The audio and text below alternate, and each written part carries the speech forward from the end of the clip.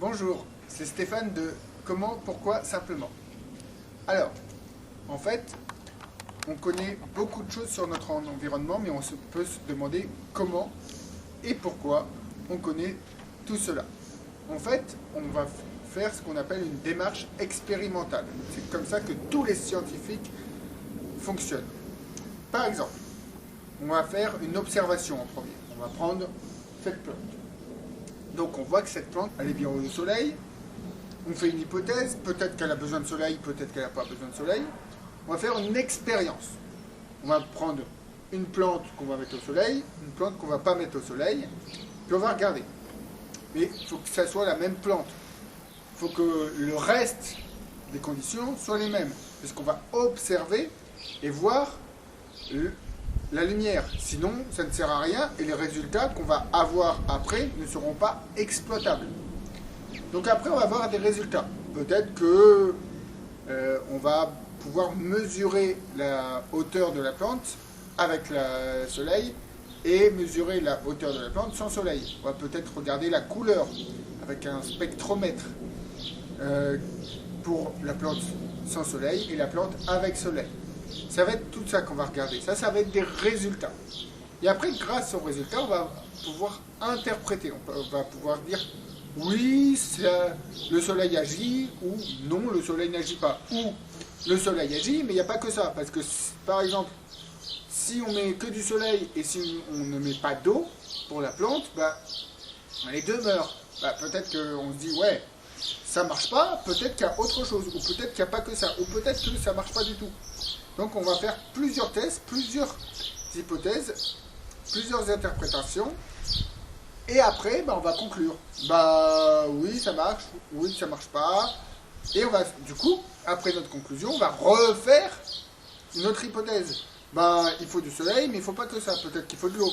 En quelle quantité, quand, comment, etc., etc. Donc en fait, cette démarche scientifique, elle est complète. Donc d'abord observation, après hypothèse, après expérience, après résultat, après interprétation et après conclusion. Ça, c'est ce qu'on appelle la démarche scientifique, tout ce processus-là. Et du coup, en fait, pour faire ça, on a besoin d'outils d'observation et des outils de mesure. Parce que on ne va pas faire ça au jugé. Tiens, il fait froid, tiens, il fait chaud, un peu d'eau, beaucoup d'eau, ce n'est pas des quantités mesurables et réplicables. Parce que moi, si je fais ça aujourd'hui, peut-être que mon collègue dans un an, il va dire, ah oui, mais alors là, il a fait ça, il a mis un peu, mais un peu, ça veut dire quoi? Un peu pour moi, c'est pas un peu pour vous. C'est différent. Donc on va avoir besoin de mesures, d'outils de mesure, d'outils d'observation. Par exemple, on va dire, pour la longueur, l'unité, c'est le mètre. Pour mesurer la plante, on va utiliser peut-être 1 mètre. Alors on va se dire, oui, mais une plante, ça fait moins. Affiner nos mesures au fur et à mesure de notre observation. Donc les outils de mesure et les outils d'observation sont très, très, très, très importants. C'est grâce à ça qu'on va avoir tout ça. Par exemple, pour regarder autour de nous, on a plusieurs possibilités en fonction de l'échelle dont on veut avoir. Voir la vidéo d'avant. Si on veut regarder très petit, ça va être le microscope. Si on veut regarder très grand, ça va être le télescope, etc., etc. Je récapitule.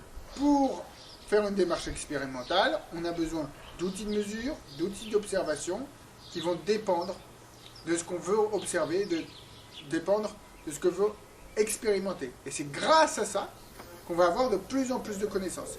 Et plus on va avoir de connaissances, plus on va se poser des questions, et plus on va se poser des questions, plus on va avoir besoin d'outils, plus on va avoir besoin d'outils, plus on va avoir besoin de faire des choses avec, etc., etc. En fait, c'est un cercle vertueux. Et on s'améliore, et on se pose des questions, et on a plus de connaissances, et on se pose des questions, et on regarde, et on expérimente, etc., etc. Voilà un peu comment évolue la science. Maintenant, ça va être à vous de jouer. Maintenant que vous voyez quelque chose, vous pouvez vous dire, tiens, j'observe ça, je vais me poser une question, comment, pourquoi, et ça sera à moi de l'expliquer simplement. Donc vous pouvez me poser toutes vos questions, dans les commentaires en dessous de cette vidéo. Et voilà, je serai heureux de vous répondre. Merci, au revoir.